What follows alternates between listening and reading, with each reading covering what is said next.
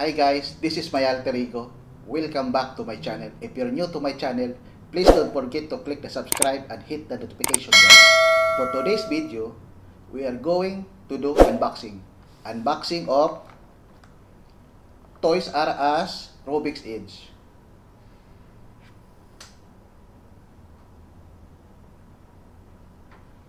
And we are going to do a review on this one. But before that, let's have an intro.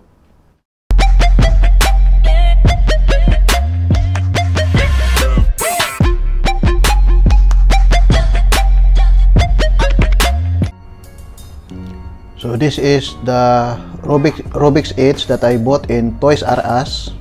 Rubik Edge. It's also called as a Floppy Cube. But some people, they call this one as a... So this is the front.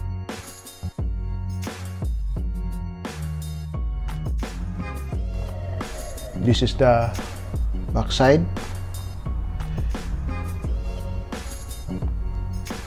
It looks weird, so scary, but it's not. Disclaimer: this is not a sponsored video by Toys R Us. So let's start to open it.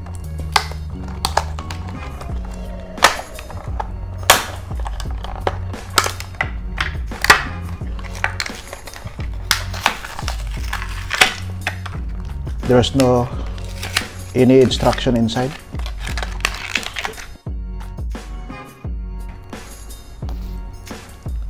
So this is how it looks like for the Floppy Cube.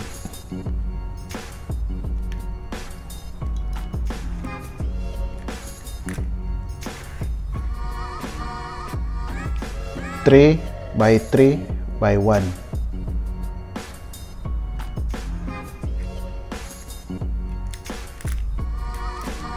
This is how it looks like. You can rotate at the middle.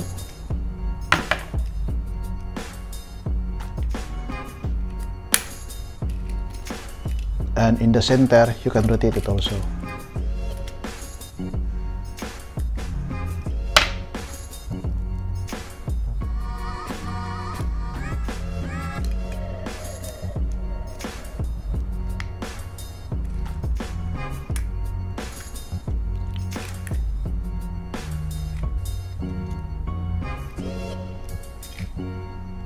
And you can rotate also in this manner. Looks scary. So the condition is good, and the smoothness is good also.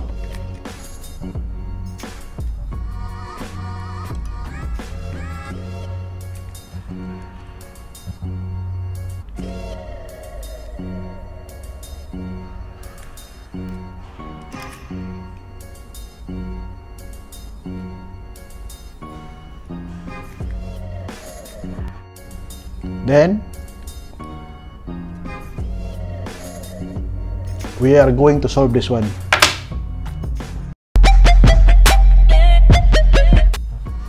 If you're going to solve this one, you have to put it back in the original position in this manner, not in this manner or anything. Just put it back in the old position. This is the original position. From here, as you can see here, there's a color inside.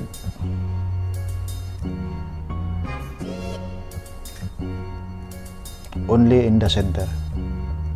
And the center also can be rotated.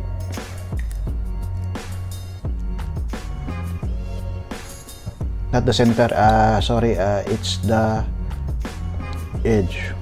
This one can be solved. Can be rotate 360. First, we have to solve on this corner. So this thing is okay. This one is fine. Green, white, yellow. The next thing is we have to solve on this manner. It's already solved. Then for the middle, we have to rotate to this one. So this is the position. This is the easiest cube for beginners. Then to this one, since it is green, we are going to rotate it to white. Where is the white? White is here. Then we are going to rotate this one. Then it's already been solved. It's so simple. No need to memorize the algorithm for this Floppy Cube.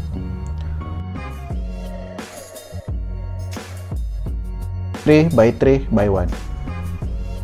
It's so simple. Okay guys, thank you for watching this video. Please don't forget to click the subscribe and hit the notification bell to keep you updated for my next videos. Okay guys, to God be the glory.